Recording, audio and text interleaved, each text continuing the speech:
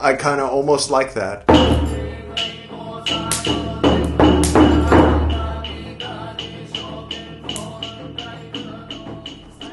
Welcome back.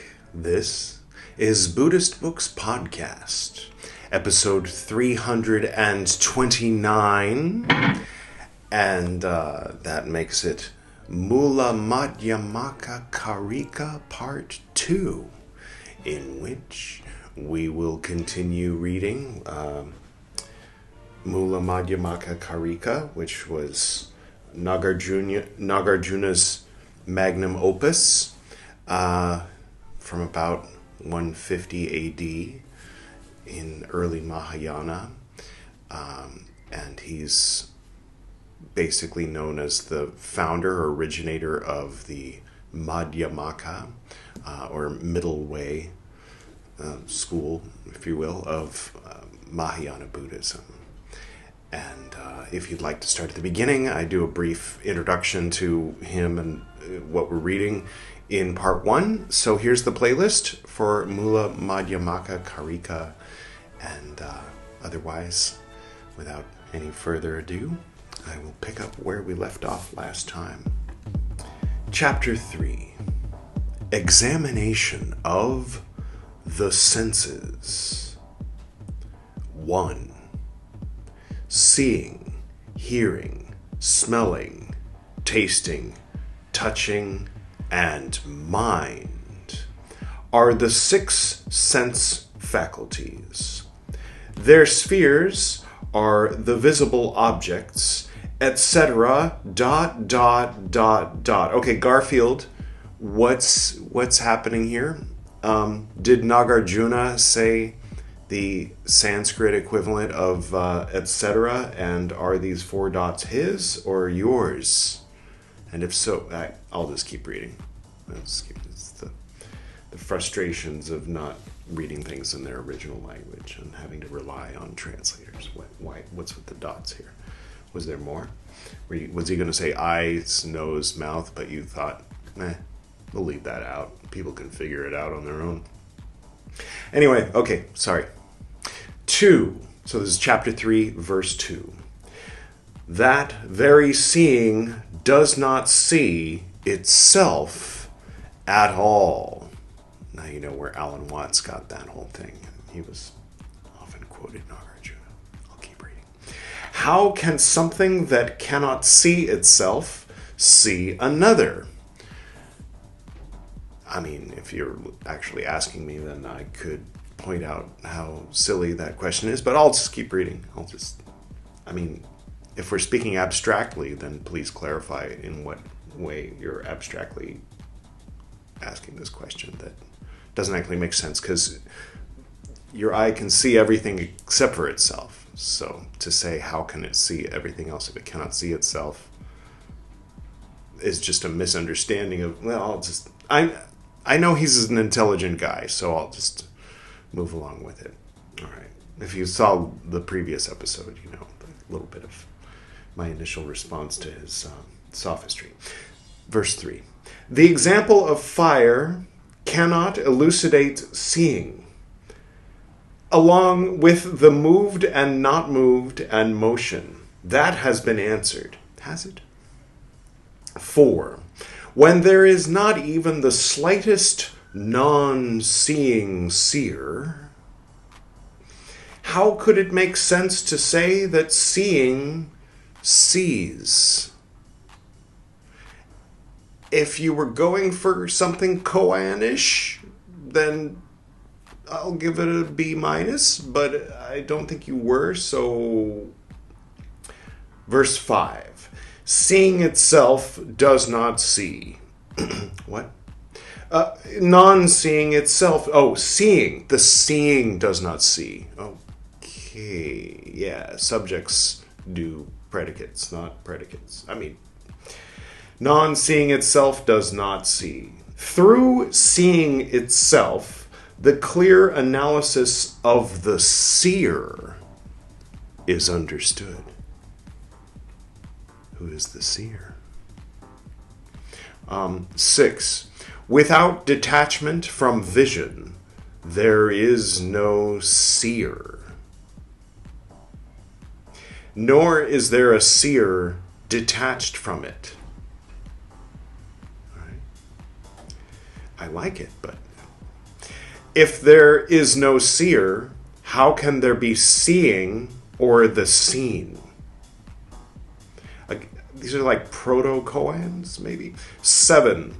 Just as the birth of a son is said to occur in dependence on the mother and father, so consciousness is said to arise in dependence on the eye and material form.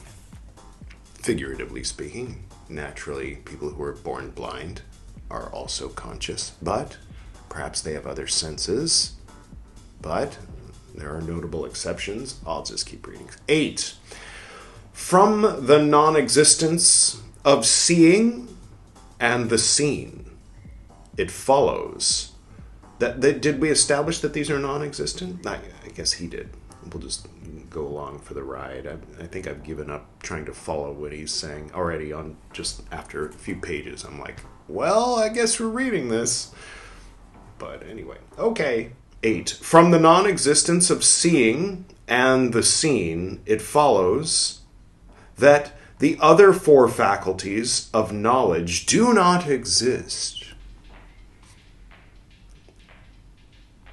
And all the aggregates, etc., are the same way. I can understand how he won the debates with the Hindus back in the 2nd century, where they're like, so what do you have to say in response to what he just said? And they're talking amongst each of themselves, could he please repeat what he just said? We're slower. I'm not making fun of them. I'm relating with them. 9. Like the seen, the heard, the smelled, the tasted, and the touched, the hearer, sound, etc., and consciousness should be understood. That's the end of the chapter. Okay.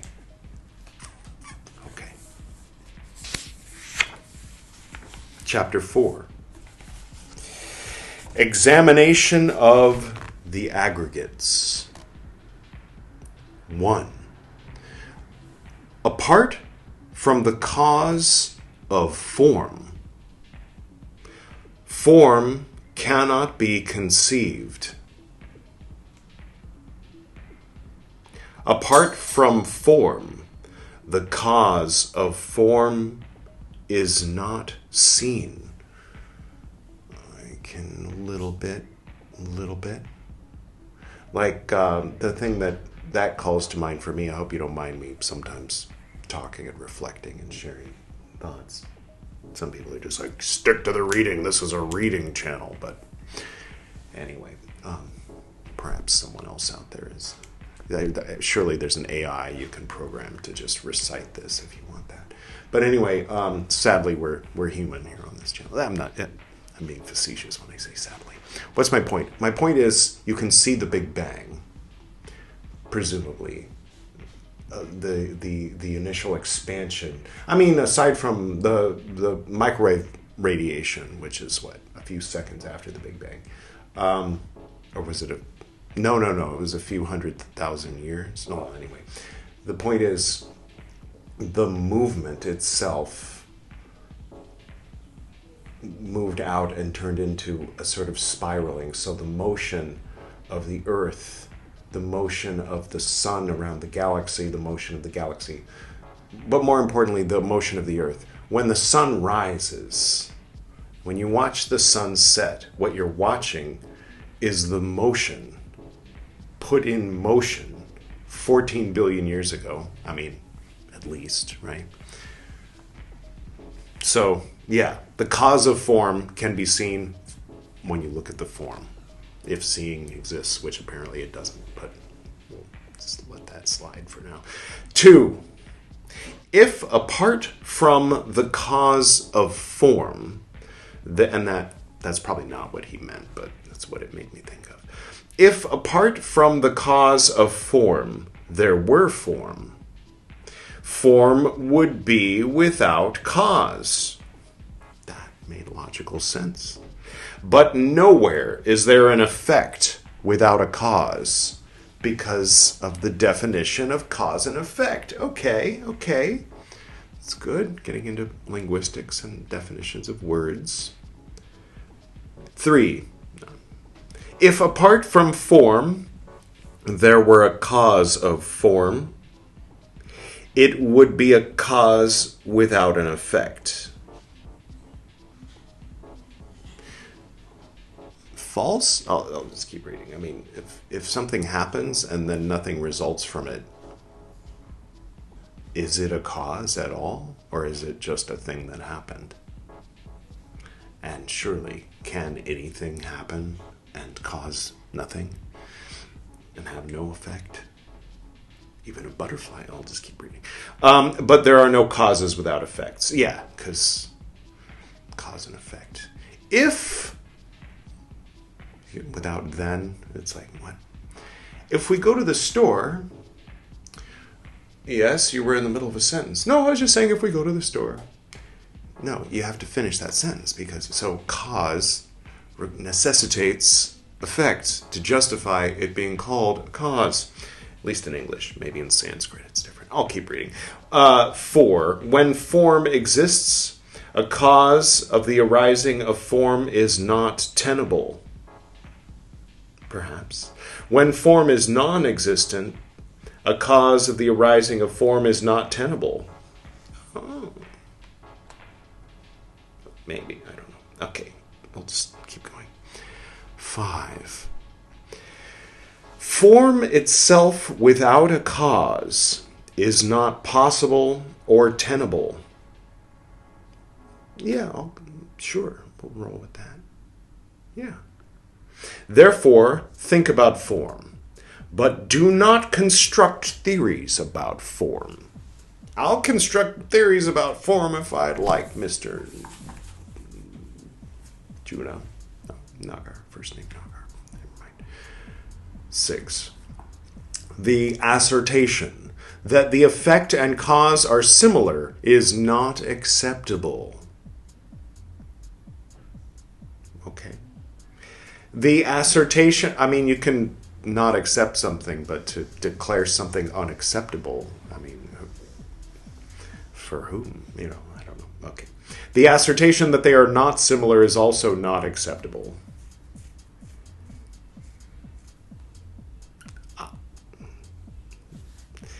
7.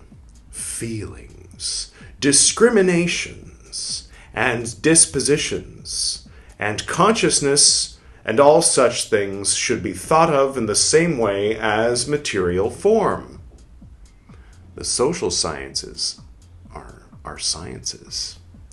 The test tubes are abstract, metaphorical test tubes, but test tubes nonetheless. Okay, I grok that. 8. Not grok. Don't let him have that word. Can we stick to Heinlein's definition, please? 8.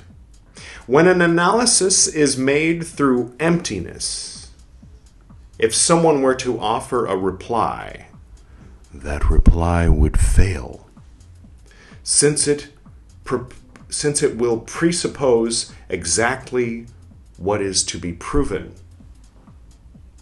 Is that the circular argumentation? Begging the question? That's what begging the question used to mean. Now it's come to mean like makes you think of a question, but you can Google begs the question and be a little more intelligent than everybody on YouTube, except for me, of course. No, we can be equals, that's fine. 9. When an explanation is made through emptiness, whoever would find fault with it will find no fault. I've noticed that. Since the criticism will presuppose exactly what is to be proven.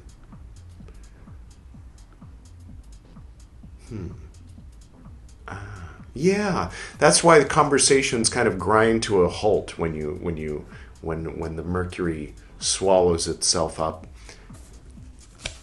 And, okay, all right. I'm enjoying it. I'm not really able to make solid sense out of most of it, but I think that was kind of the point, as mentioned in the previous episode. So I hope you're having fun. If not, then it is what it is. Chapter 5. Examination of elements. I mean the periodic chart? No. 1. Prior to a characteristic of space, there is not the slightest space.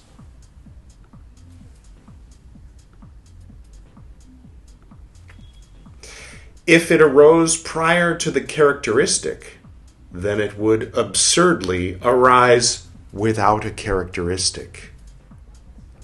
Okay. 2. A thing without a characteristic has never existed. Unprovable, but continue. If nothing lacks a characteristic, where do characteristics come to be? The goof, the characteristic farm store. 3. Neither in the uncharacterized nor in the characterized does a characteristic arise. Nor does it arise in something different from these two.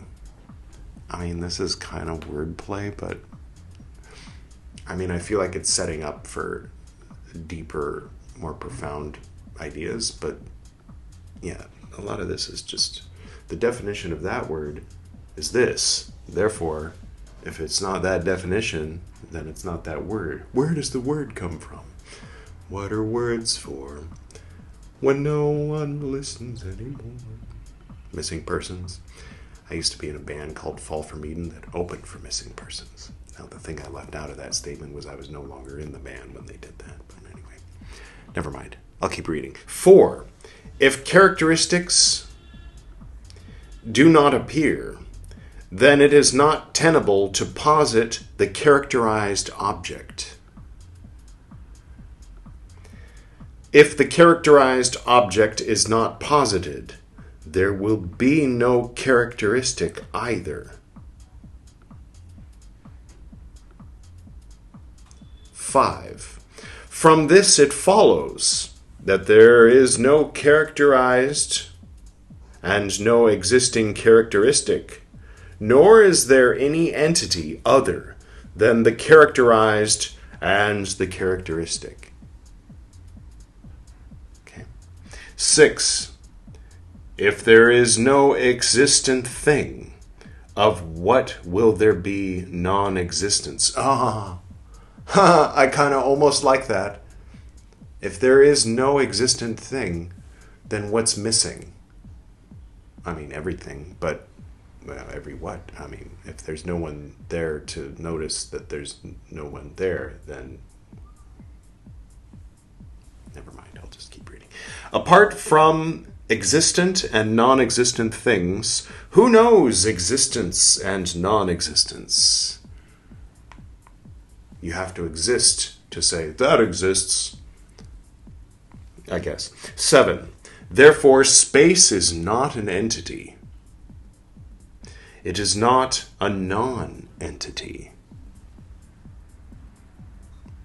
Bela Lugosi's undead. No.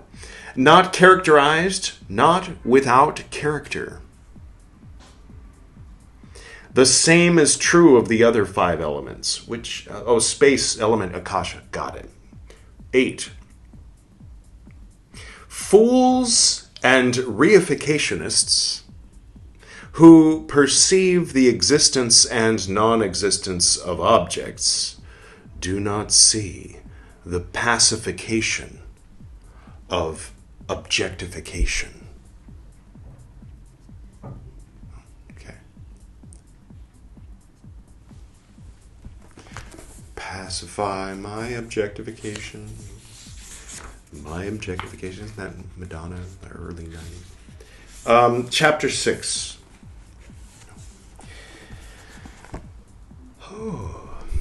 Examination of desire and the desirous. Let's see where this goes. 1. If prior to desire, and without desire, there were a desirous one, desire would depend on him. Him? Desire would exist when there is a desirous one. Okay? 2. Were there no desirous one, moreover, where would desire occur? Point to the part of the doll where the desire occurs. No. Whether or not, what? Whether or not desire or the desirous one exist, the analysis would be the same. 3. Desire and the desirous one cannot arise together. In that case, desire and the desirous one would not be mutually contingent. You lost me, but I'll keep reading. 4. In identity, there is no simultaneity.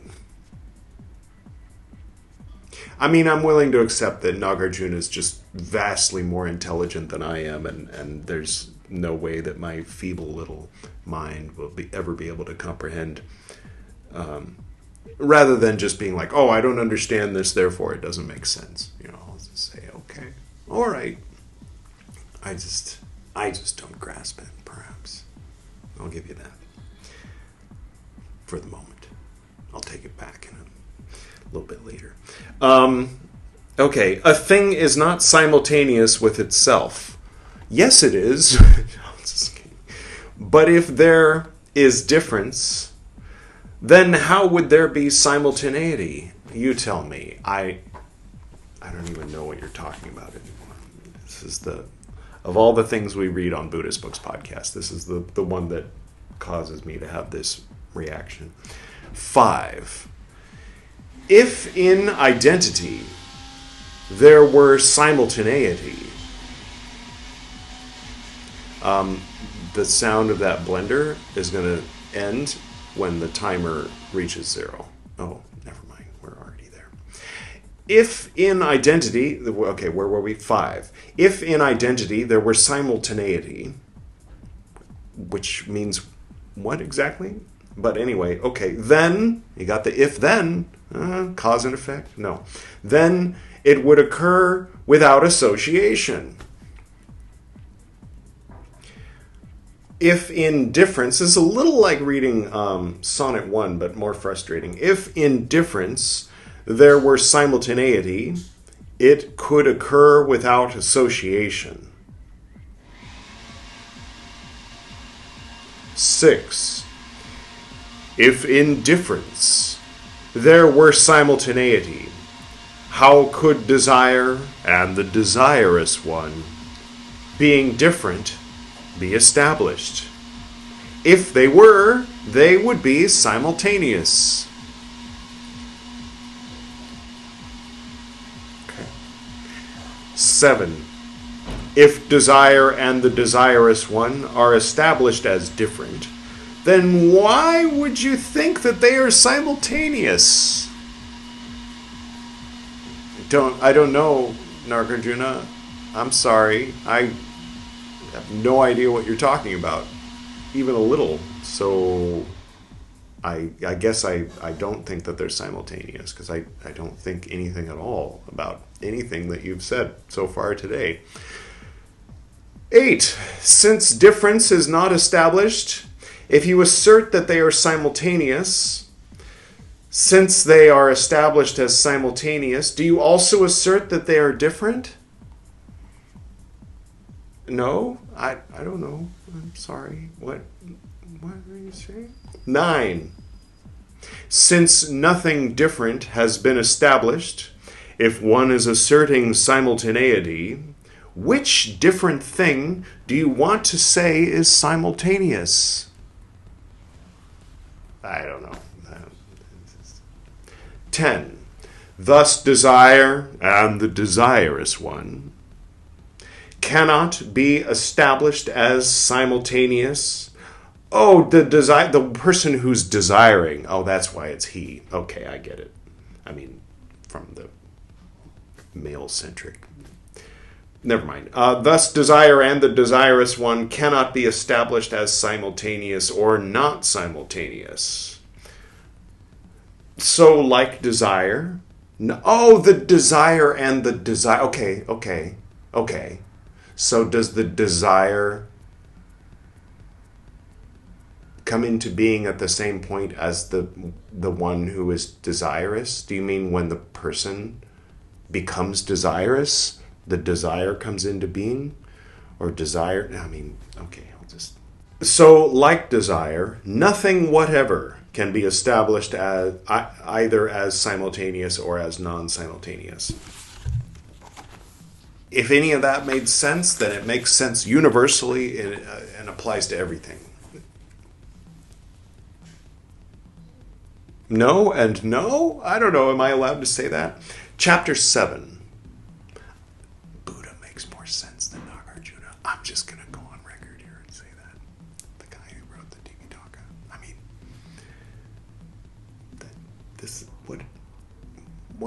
what is this? Chapter 7. Examination of the conditioned. 1. If arising were produced...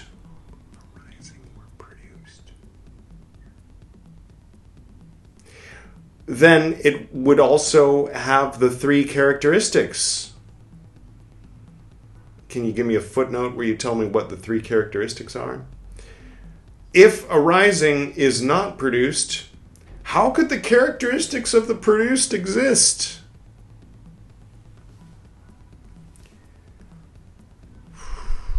I don't know, man. 2. If the 3 arising, etc.,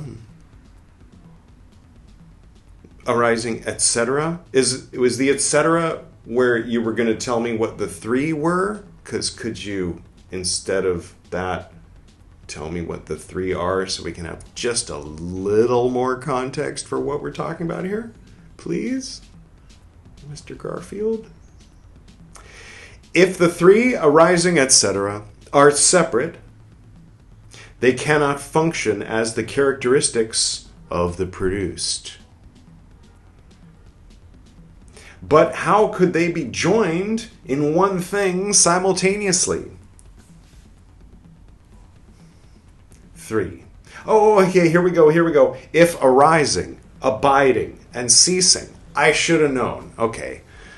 The Brahma, Shiva, are not in that order. Vishnu, you know what I mean. Creating, preserving, destroying. Those are the 3 conditions. Okay. If the 3 conditions happen simultaneously, then nobody would be talking about it because it would have been destroyed the moment it was created, right? And how could it have been preserved if it was destroyed at the same moment? Oh, okay. I'm sensing a little bit of sense that the 3 characteristics, if those are the 3 characteristics, cannot be simultaneous. Although I would venture to say that, yes, they can. But I'm not here to espouse my own philosophy counter to... I'm not in a position to criticize Nāgārjuna's points. I can't quite comprehend them. That's my only criticism, is that, what do you... I mean, it's English, so we could always just say that. Yeah, if this were Sanskrit 2,000 years ago, it'd make perfect sense. But it's English today, so it doesn't. Garfield. The translator's name is Garfield. I'm not just randomly blurting out the name of a cartoon cat. Where were we? Okay, if arising, abiding, and ceasing have characteristics other than those of the produced, there would be an infinite regress. Would there be? If they don't, they would not be produced.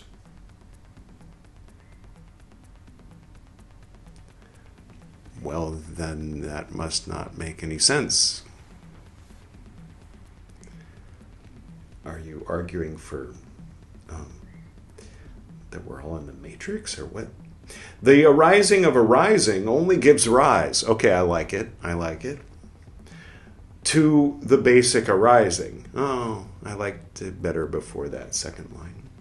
The arising of the basic arising gives rise to arising. I kind of like, okay, chapter 7, verse 4. I'm going to read it again. It's short. The arising of arising only gives rise to the basic arising. The arising of the basic arising gives rise to arising. Okay. 5. If, as you say, what? The arising of arising gives rise to the basic arising, how, according to you, who are you talking to, does this not arisen from the basic arising give rise to that? Who created the creator?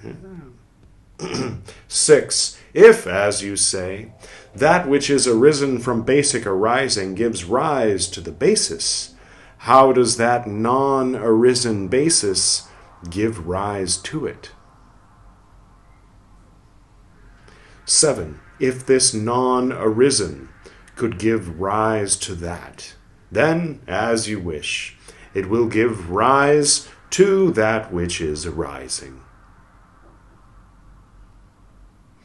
8. Just as a butter lamp illuminates itself as well as others, so arising gives rise to itself and to other arisen things. Don't put it under a bushel basket. Never mind, that's the wrong. 10. If the arising butter lamp does not reach darkness, how could that arising butter lamp have cleared the darkness?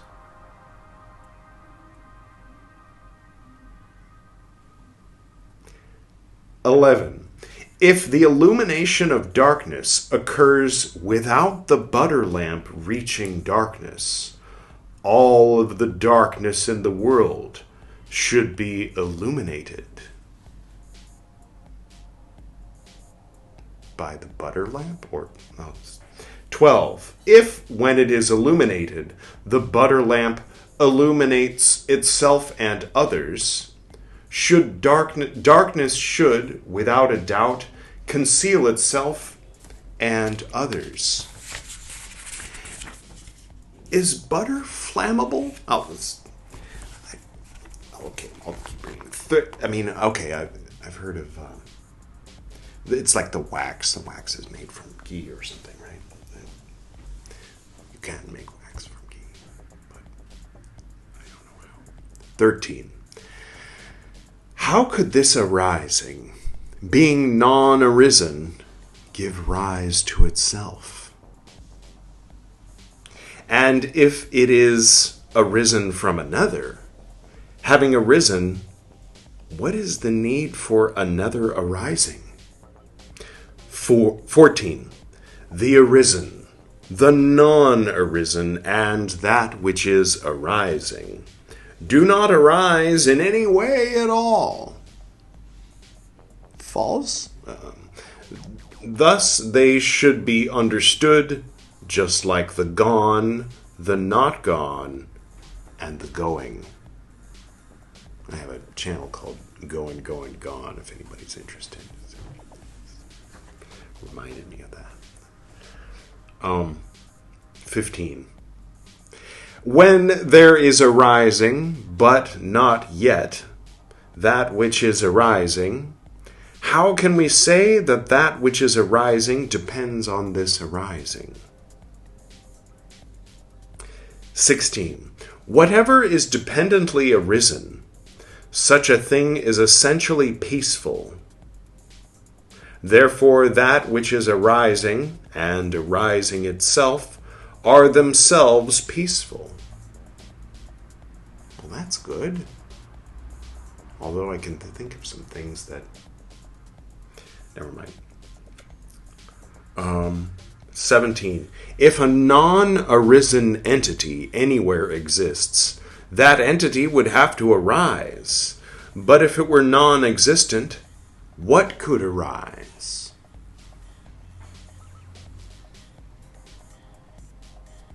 (18) If this arising gave rise to that which is arising. By means of what arising does that arising arise? All right. 19. If another arising gives rise to this one, there would be an infinite regress. If something non-arisen is arisen, then all things could arise in this way. Okay, I think I kind of get what he means by infinite regress now, perhaps. It's who created God? Oh, the God that created God. Well, who created that one? The one who created that one. Who created that one? The one who created that one. And then that question and answer repeats forever. Right? Something like that. I mean, if you were the one who arises and the one who's doing the arising. Never mind. 19. If another arising gives rise to this one, there would be an infinite regress. I think I've read that already. 20. Neither an existent nor a non-existent can be properly said to arise. Depends on what you mean by existent and non-existent. There's a little bit of shades of some of the stuff that Ibn Arabi talks about in this. Existent and entities are being, existence is given over to an entity when the entity comes into existence. But never mind. I don't know if that's the same as what they're talking about. As it is taught before with, quote, for neither an existent nor a non-existent, end quote. That seems like straight out of Meccan Revelations. But 21. The arising of a ceasing thing is not tenable, but I can think of examples of that. But to say that it is not ceasing is not tenable for anything. 22. A static existent does not endure. A non-static existent does not endure. I mean, nothing endures, to be fair, except for change itself. And never mind. Stasis does not endure. What non-arisen can endure? Well, if it's non-arisen, then it's, I think, never mind. 23. The endurance of a ceasing entity is not tenable. Well, yeah, that's by definition. But to say that it is not ceasing is not tenable for anything. Yeah.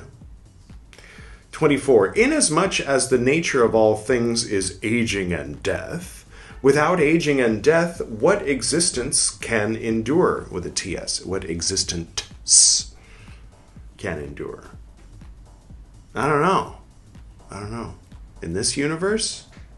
Perhaps nothing. 25. Stasis cannot endure through itself, or through another stasis, just as arising cannot arise from itself or from another arising. Okay. 26. The ceasing of what has ceased does not happen. Okay. What has not yet ceased does not cease, but it will later. Nor does that which is ceasing. False? What non-arisen can cease? Well, yeah, non-arisen doesn't cease because it has to arise before it can cease. It's like that baby that hasn't been born or conceived hasn't died yet, unless you're talking reincarnation and previous lives and stuff. 27. The cessation of what is static is not tenable. What? Oh, well, yeah, if it were static. Nor is the cessation of something not static tenable. That part didn't make sense. If it's not static, then it can... What is tenable? What do you mean tenable? What are you talking about? 28. Being static does not cease. Ow! No, not that kind of static. through being static itself. Oh, well, that was a whole sentence. Okay. Being static does not cease through being static itself. Nor does being static cease through another instance of being static. 29.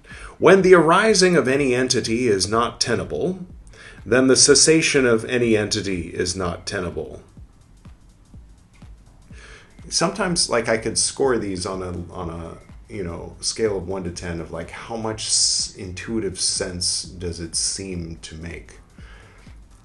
But again, either this doesn't make sense or I'm an idiot and he's a genius, and I'm sure there's probably plenty of people that would assert that that's the case. And okay, I'll accept that. But there's a point where someone's so brilliant that what they're saying doesn't make sense, or perhaps words, and again, English translation even worse.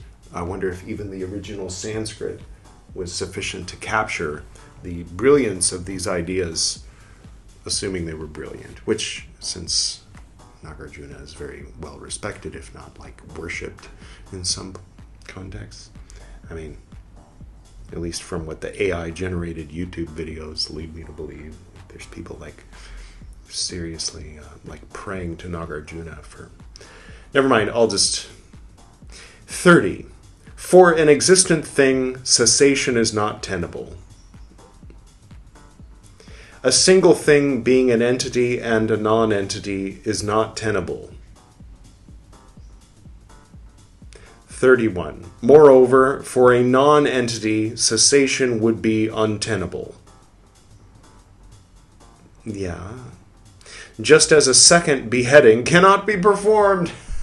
Ha! That was funny. That was funny, and it kind of brought it down to my dumb level where I could kind of understand a little bit what you were saying just for a moment. Thank you, Nāgārjuna. Thank you. More of this, please. A second beheading cannot be performed. I mean, not on the same head anyway. 32. Cessation does not cease by means of itself. Cessation itself does not cease. We found something that doesn't cease. But wonders never cease. Oh, wonders too. Never mind. Nor does it cease by means of another. Just as arising cannot arise from itself or from another arising. Yeah, because arising is not a noun. Or is it? No, it is a noun. But it's never mind. What is it when you nounize a verb? So the act of jumping cannot jump because that doesn't make grammatic sense, right? I mean, or is he saying something deeper than that? 33. Since arising, ceasing, and abiding are not established, there are no compounded things. Of all compounded things, if all compounded things are unestablished, how could the uncompounded be established? If this microphone were cat, how could this microphone be cat? I won the argument, allow my religion to continue existing. 34. Like a dream, like an illusion, like a city of Gandharvas, so have arisen, abiding, and ceasing been explained. No, they haven't. Oh my God, Nāgārjuna, what are you doing to me? What are you doing to me? I mean, I guess it's good.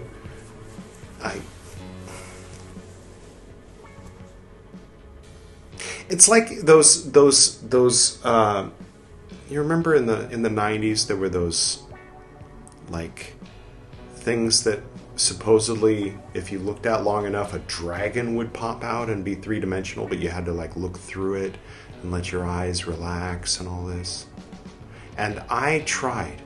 Probably there's a number of hours of if you added up all the amount of time that I spent staring at those darn things,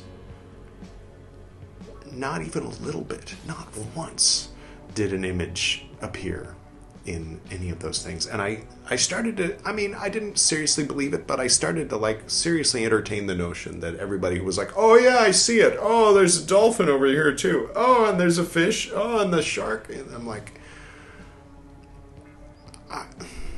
is this an Emperor's New Clothes situation? Or is everybody pretending? I mean, they see the same thing they saw, so I guess, okay, I really just can't see it. And that's how I feel about Nāgārjuna. So, yeah, if you want someone to explain Nāgārjuna, go somewhere else. I mean, Alan Watts seems to take one or two lines and kind of go on his own trip with it, and I respect that. But, you know, listening to 18 hours of Alan Watts on repeat for years did not prepare me to actually read the English translation of Mūlamadhyamakakārikā. Maybe it'll be better next time. And maybe by the time we finish reading this book, I'll be eating my words and saying, you know, in the early days of reading this, I didn't get it, but now I get it, and now I want to reread it. But I doubt it. So it's interesting to see how Nāgārjuna fits or does not fit into the whole grand schema of things. But I've just from my peripheral glance into Madhyamaka, when I was reading about the evolution of all the different forms of Buddhism in preparation for making the notes, which eventually led to Buddhist Books Podcast, I did kind of get the sense that when people say profound sounding things that don't actually make sense and are paradoxical, and people call that Buddhism, that has nothing to do with any of Lord Buddha's teachings and has everything to do with Nāgārjuna. And that seems to confirm this, the experience of reading this seems to confirm that, because Lord Buddha's teachings, which we can find here in the TIPIṭAKA behind me, even though we've only read the discipline basket so far, but some of his teachings are introduced alongside the rules and the reason for the rules and this kind of thing. And they make sense. They make logical sense. They make intuitive sense. And I mean, there's some old-timey discrimination which rears its ugly head, which I can say that I have not, and I don't expect to find any of that in Nāgārjuna's writings, other than the assumption that the person doing the desiring is male, but it's okay. That's very minor. Oh, and we ran out of, the disc is full. I hate it when that happens. So for the past, how long? A few minutes, the audio has been from the phone itself. So that's why the audio quality dropped just in time for the closing. I'll just do the closing now and delete some files on the computer so that I can record for longer than 57 minutes and 16 seconds next time. I started recording the audio before. Let's go ahead and close. Thank you for joining me today, for those of you who are still here. Next time it's going to be PADMASAMBHAVA, so that'll be nice to move out of this straining to make logical sense out of something that seems like it's supposed to be logical, and just diving into some poetry about things that don't make sense, aren't meant to make sense, and just sort of feel interesting and fun. That'll be next time. I'll go ahead and do the usual closing. To the north and to the south, to the east and to the west, to the spirits of light among us and to the spirits below, we send out our reverent love and compassion. May all beings be happy. May all beings be serene. May all beings be in peace.